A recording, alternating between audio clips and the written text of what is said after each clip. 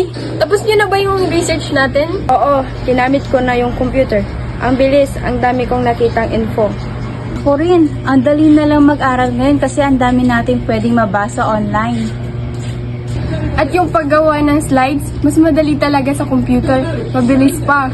Totoo, malaking tulong talaga ang computer sa pag-aaral.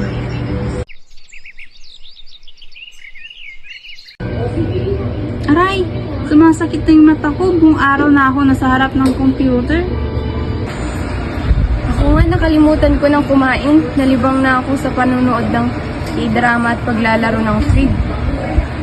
Tapos may nag-try magbukas ng email ko. Feeling ko na-hack ako. Hala, nakakatakot. Hindi rin pala laging maganda ang computer, lalo na pag sobra.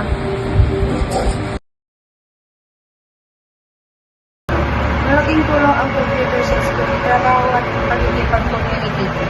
Pero masama rin kapag sobra, pwede tayo magpuyat o lumabang mga mata natin. So, blessing ba o basahin ang ugali ko? Depende sa paggamit. Kung tama ang paggamit, blessing ito. Pero kung sobra, nagiging kasama.